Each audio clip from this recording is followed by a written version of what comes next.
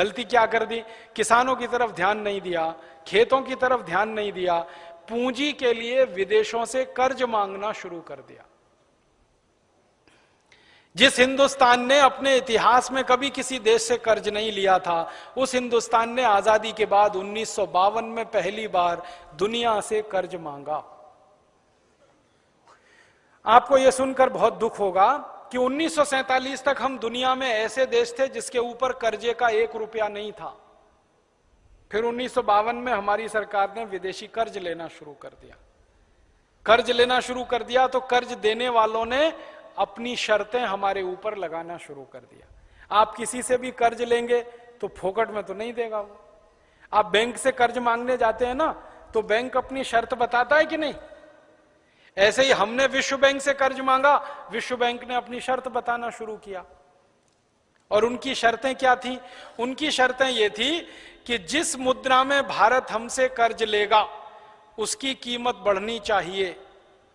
मतलब भारत कर्ज लेगा अगर डॉलर में, तो डॉलर की कीमत बढ़नी चाहिए। भारत कर्ज लेगा अगर स्टर्लिंग पाउंड में, तो स्टर्लिंग पाउंड की कीमत बढ़नी चाहिए। भारत अगर कर्ज लेगा फ्रेंच में, फ्रैंक में, फ्रांस की करेंसी फ्रैंक, तो उसकी कीमत। तो जो भी विदेशी मुद्राओं में हमने कर्ज लेना शुरू किया, उन मुद्राओं की कीमत बढ़ती गई। और उस कीमत को बढ़ाने के लिए भारत की सरकार ने अपने रुपए की कीमत को गिराना शुरू कर दिया। 1952 में रुपए की कीमत गिरी। 1947 15 अगस्त को 1 रुपया 1 डॉलर के बराबर था, 1 रुपया 1 स्टर्लिंग पाउंड के बराबर था, 1 रुपया 1 फ्रेंच फ्रैंक के बराबर था। लेकिन 1952 आते आते 7 रुपया डॉलर हो गया। फिर हमने दोबारा 1957 में कर्ज लिया, फिर 1962 में लिया, फिर 1967 में लिया, फिर 1972 में लिया, फिर 1977 में लिया, फिर 1982 में लिया। और 1982 के बाद हर साल कर्ज लेना शुरू कर दिया। पहले 5-5 साल में एक बार कर्ज लेते थे। फिर 1982 के बाद हर साल 1983, 1984, 1985 हर साल कर्ज लेना शुरू किया। और कई कई प्रधानमंत्री तो ऐसे आए महानुभाव इस देश में, जिन्होंने पुराने कर्जे का ब्याज देने के लिए नया कर्ज ले लिया। ऐसे भी प्रधानमंत्री आए इस देश। उन्होंने कर्जों के सारे रिकॉर्ड तोड़ दिए। परिणाम क्या हुआ? कर्ज बढ़ता गया।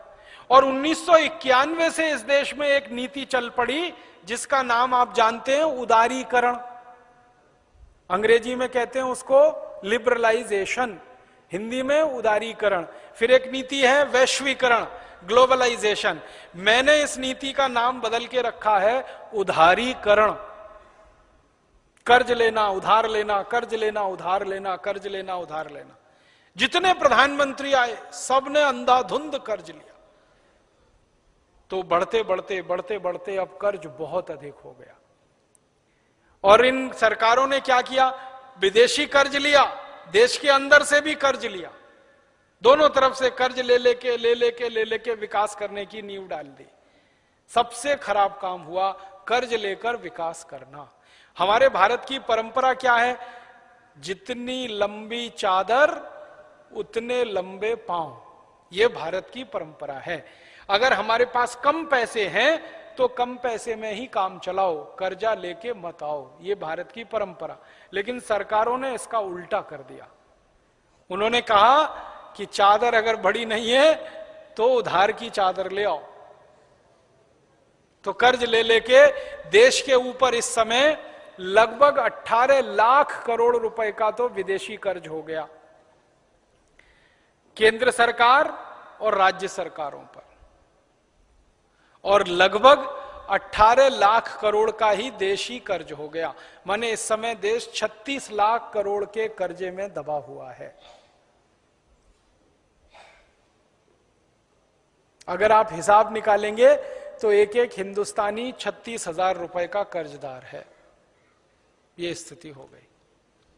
अब इसमें परेशानी क्या आई कि हमने जहां विदेशों से कर्ज लिया, अमेरिका से, जापान से, जर्मनी से, फ्रांस से, स्वीडन से, स्विट्जरलैंड से, उन देशों ने हमारे ऊपर शर्तें लगाई। तो पहली शर्त तो मैंने बताई, रुपए की कीमत गिराओ और जिस मुद्रा में कर्ज ले रहे हो उसकी कीमत बढ़ाओ। तो डॉलर की कीमत बढ़ते बढ़ते कहां तक आई? $1 ₹1 था 1947 में, अब हो गया है $50 $1। माने रुपए की कीमत 50 गुनी कम हो गई। 1947 में ₹1 1 स्टर्लिंग पाउंड था, अब हो गया है ₹80 1 स्टर्लिंग पाउंड। एक करेंसी आई है दुनिया में जिसका नाम है यूरो डॉलर। 1 यूरो डॉलर ₹56 हो गया।